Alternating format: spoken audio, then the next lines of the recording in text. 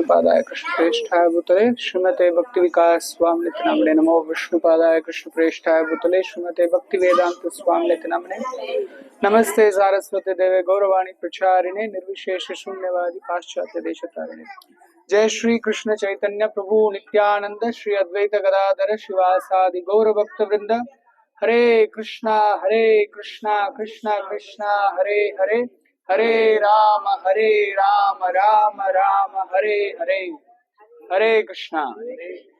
So நம்ம ஸ்ரீ சைத்தன்ய யாத்திரையோட இந்த அகோபிலம் யாத்திரையில நம்ம நேத்து அகோபில கஷேத்திரத்தோட நவ நரசிம்மரை தரிசனம் பண்ணோம். நேத்தும் இன்னைக்கும் 2 நாளா. சோ நம்ம முதல்ல தரிசனம் பண்ண நரசிம்மர் பாவன நரசிம்மா. அவங்க 9 பேரையும் முதல்ல ஞாபகப்படுத்திட்டு அதுக்கடுத்து இந்த ஊரை பத்தி பார்க்கலாம். பாவன நரசிம்மா முதல்ல பார்த்தோம். பரத்வாஜ ரிஷியோட கோஹத்திய தோஷத்தை போக்குறதுக்காக நரசிம்மர் தோன்றினார். செஞ்சுலட்சுமி தாயாரோட உட்கார்ந்திருந்தார். செஞ்சுலட்சுமி தேவிய வேடர் குலத்துல பிறந்த மகாலட்சுமி அவங்க பகவான் நரசிம்மரை திருமணம் பண்றதுக்காக வந்திருந்தாங்க. அவங்கள மடியில வச்ச மாதிரி அந்த நரசிம்மரை தரிசனம் பண்ணோம். அதுக்கடுத்து பார்கவ நரசிம்மா. பார்கவ நரசிம்மா பரசுராமர். பார்கவ அப்படின்னா பரசுராமர். பரசுராமருக்காக தசாவதாரத்தையுமே அங்க காட்டினார். இரண்யவதரு மறுபடியும் காட்டினார். அங்க நம்ம பார்த்தோம் அந்த பிரபாவளியில தசாவதாரம் இருந்தது. பரசுராமரால உண்டாக்கப்பட்ட அந்த அக்ஷய தீர்த்த குளம் பார்த்தோம், நம்ம முன்னாடி தரிசனம் பண்ணோம். அதுக்கடுத்து 3வதா யோகானந்த நரசிம்மர் தரிசனம் பண்ணோம். யோகானந்த நரசிம்மா யோக ஆனந்த நரசிம்மா. யோகத்தோட ஆனந்தம், பக்தி யோகம் அப்படின்னா கனெக்ட் பண்ற வழிமுறை, தொடர்பு படுத்துற வழிமுறை அப்படின்னு அர்த்தம். சோ அப்போ பகவானையும் பக்தர்களையும் கனெக்ட் பண்ற இந்த பக்தி யோக வழிமுறை, அந்த ஆனந்தத்தை கொடுக்கிற நரசிம்மர். பிரகலாதருக்கு உபதேசம் பண்ணவர் அவர்.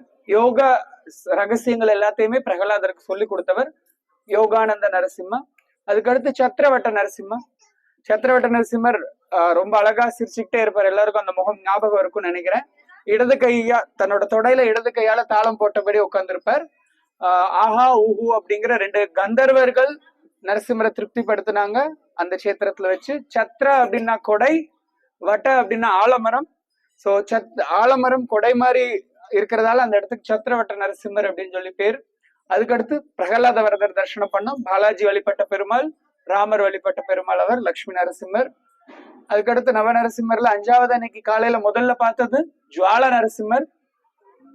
நெருப்பு மாதிரி ஹிரண்யகசிபுவை சுட்டு எரிச்சவர், அதனால ஜுவாலா நரசிம்மர் நம்ம பார்த்த ரொம்ப உக்ரமான ரூபமாவே இருந்தார்.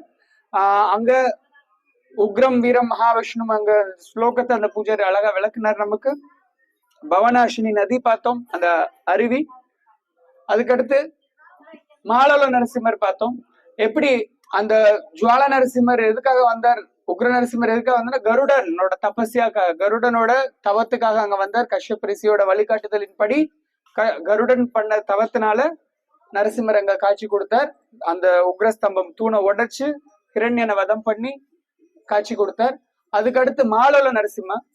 மா அப்படின்னா லக்ஷ்மி தேவி, லோலா அப்படின்னா ஆனந்தத்தை அனுபவிக்கிறவர் அல்லது இன்பம் கொடுக்கிறவர் அப்படின்னு பேரு. சோ லக்ஷ்மி தேவிக்கு இன்பம் கொடுத்த பெருமாள் நரசிம்மர், மாலோல நரசிம்மர். அங்க லக்ஷ்மி தேவி அந்த நரசிம்ம ஸ்வரூபத்துல, நரசிம்மரோட அந்த ரூபத்துல ரொம்ப அவங்களுக்கு இருந்த அந்த மிரட்சியை போக்குறதுக்காக லக்ஷ்மி தேவி தவம் பண்ணி நரசிம்மர் லக்ஷ்மி தேவிய ஆலிங்கனம் பண்ணிட்ட தலம் அது, அந்த இடம் மாலோல நரசிம்மா. அதுக்கடுத்து பூவராக சுவாமி, பூவராக நரசிம்மா, வராக நரசிம்மா. நம்ம பார்த்தோம் விஷுவலா பூவராகர் பூமாதேவியவே தூக்கி வச்சுட்டு இருப்பார். பூமி பந்தல்ல பூமாதேவியோட ரூபத்தையே தன்னோட கொம்புல தூக்கி வச்சுட்டார் தன்னோட மூக்கு மேல. பூவராக லட்சுமி நரசிம்மா 2 பேரையுமே அங்க பார்த்தோம். அதுக்கடுத்து உக்ர நரசிம்மா பார்த்தோம். அவர் கவசம் போட்டிருந்தால பார்க்க ரொம்ப சாந்தமா தெரிஞ்சிருப்பார். ஆனா அவரோட உக்ர நரசிம்ம பேருக்கு ஏத்த மாதிரியே 2 கைதான் அவருக்கு. 2 கையாலுமே இரண்யனை கிழிச்ச மாதிரி இருப்பார் உக்ர நரசிம்மா. அதுக்கடுத்து கடைசியா நம்ம பார்த்தது காரஞ்ச நரசிம்மா. கையில வில்லோட இருந்தார் ஹனுமனுக்காக. சோ இதோட நம்ம நவ நரசிம்மரையும் தரிசனம் பண்ணியாச்சு, இப்ப ஞாபகமும் படுத்தியாச்சு. அதுக்கடுத்து இப்ப நம்ம இருக்கிற இந்த இடத்துக்கு பேரு ஏகசிலா நகரம் அப்படின்னு பேரு. ஏகசிலா அப்படின்னா, ஏக அப்படின்னா 1, ஷிலா அப்படின்னா கல்லு அல்லது சிலை, விக்கிரகம், கல் அப்படின்னு அர்த்தம். இங்க என்ன அப்படின்னு, இங்க உள்ள இருக்கிற பகவான் சீதா, ராமர், லக்ஷ்மணன். இந்த 3 சிற்பங்களுமே 3 விக்கிரகங்களுமே ஒரே கல்லால வடிக்கப்பட்டவை. ஒரே பாறையில இருந்து 3 விக்கிரகமே வடிக்கப்பட்டு செதுக்கப்பட்டவை. அதனால இந்த இடத்துக்கு ஒரே கல், அது அப்படிங்கிற தெலுங்கு பேர் வந்து என்னன்னா ஒன்டி மிட்டா அப்படின்னு அர்த்தம். ஒன்டினா ஒண்ணு, மிட்டா அப்படின்னா பாறை அப்படின்னு அர்த்தம். சோ அதனால ஏகஷிலா அப்படிங்கறதோட தெலுங்கு வடிவம் தான் ஒன்டி மிட்டா. சோ இந்த ஒன்டி மிட்டா அப்படிங்கிறதுக்கு இன்னொரு அர்த்தமும் என்ன இருக்கு அப்படின்னா, 2 திருடங்க இருந்தாங்க. ஒன்டடு மிட்டடு அப்படின்னு சொல்லிட்டு 2 திருடன்கள் இருந்தாங்க. அவங்க அவங்களோட கனவுல ராமர் வந்து காட்சி கொடுத்தாரு, எனக்கு கோயில் கட்டு இந்த இடத்துல அப்படின்னு சொல்லி சொன்னார். இந்த அடையாளங்கள்லாம் சொல்லி, சோ அவங்க இருந்த ராஜாக்கள், விஜயநகர ராஜாக்கள்கிட்ட சொல்லி இந்த கோயில் அவங்களால 2 திருடர்களால கட்டப்பட்ட கோயில் இது. சோ அவங்க இந்த கோயில் ஒரே நாள்ல இந்த மண்டபத்தை கட்டி முடிச்சாங்க. அவங்க இந்த கோயில் கட்டி முடிச்ச உடனே இங்கே கல்லா மாறிட்டாங்க. அவங்க 2 பேருமே ராமரோட சேவையிலே இருக்கணும், இங்கே இருக்கணும் அப்படின்னு சொல்லிட்டு கல்லாவே மாறிட்டாங்க. சோ இந்த இடம் அவங்க அந்த 2 திருடங்க ஒன்டடும் மிட்டடும் அப்படிங்கிறவங்களுக்கு முன்னாடி இந்த இடம் இருந்தது. அந்த இங்க ராமர் இங்க ஏற்கனவே இருந்தாரு. எப்படி அப்படின்னா, நம்ம எல்லாருக்குமே ராமாயணத்துல ஜாம்பவான் அப்படிங்கிற ஒருத்தரை தெரிஞ்சிருக்கும். ஜாம்பவந்தா ஜாம்பவான் தெரியும். ஜாம்பவான் ராமாயணத்துல நமக்கு தெரியும். ஆனா அவர் எப்ப பிறந்தாரு அப்படின்னா, இந்த பிரபஞ்சம் ஸ்டார்ட் ஆகும் போது, பிரபஞ்சத்தை படைக்கும் போதே பிரம்மதேவர் அவரை படைச்சிடுறார். பிரம்மதேவர மனசுல இருந்து அவர் தோன்றார். சோ பிறந்த உடனே எப்படி கருடன் வந்து கஷ்யப்பர்கிட்ட கேட்டாரு என்னோட டியூட்டி என்னன்னு கேட்கிறாரோ, அதே மாதிரி ஜாம்பவான் கேட்கிறாரு பிரம்மா கிட்ட, பிரம்மா என்ன படைச்சிட்டீங்க, சோ இப்ப நான் என்ன பண்ணணும் அப்படின்னு சொல்லி கேட்கிறாரு. பிரம்மாக்கு அப்ப ஸ்பெசிபிக்கா மனசுல எதுவுமே வரல. ஓகே, என்ன பண்ண, நீ ஜம்புத்வீபத்துக்கு போ, பூமிக்கு போ, இந்த பூமிக்கு போ, அங்க பகவான் எல்லா லீலைகளுமே பண்றதுக்காக வேற வேற அவதாரங்கள் இருப்பார், அந்த அவதாரங்களை நீ பாத்துக்கிட்டே இரு அப்படின்னு சொல்லி சொல்றாரு. சோ ஜாம்பவான் கொடுத்த சேவையே இதுதான். அவர் வந்து பகவான் எடுத்த ஹரே கிருஷ்ண சுவாமி చాలా ధన్యవాదం வாங்கிக்கோ ஹரே கிருஷ்ணா மகாபிரசாதம் கி ஜெய். சோ ஜாம்பவான் அவருக்கு கொடுக்கப்பட்ட சேவை என்ன அப்படின்னா, பகவானோட எல்லா அவதாரங்களையுமே பாக்குறது. அவர் எல்லா அவதாரங்களையும் பார்க்கவும் செஞ்சிருக்காரு. அவரோட சக்தி எப்பேற்பட்டது அப்படின்னா, பகவான் வாமனர் திருவிக்கிரம அவதாரம் எடுத்து உலகத்தையும் அளந்தப்போ அவர் ஒரே தாவி பகவானோட பாதத்தை சுத்தி வந்தார். சுத்தி வரும்போது மேருமலை, பூமியோட மத்தியில இந்த பூமண்டலத்தோட மத்தியில இருக்கிற மேருமலையில அவரோட கால் விரல் லைட்டா இடிச்சிருச்சு. சோ அதனால என்னன்னா, எதையாவது ஒரு விஷயத்த தாண்டது அப்படிங்கிறது வந்து அதை அவமானப்படுத்துறதுக்கு அடையாளம். அதனாலதான் நம்ம வீட்லயோ அல்லது கொஞ்சம் கல்ச்சரான இடத்துல எதையுமே தாண்ட மாட்டோம். நம்ம யாராவது ஒரு நபர் இருந்தாலும் அவரை தாண்டி போக மாட்டோம்.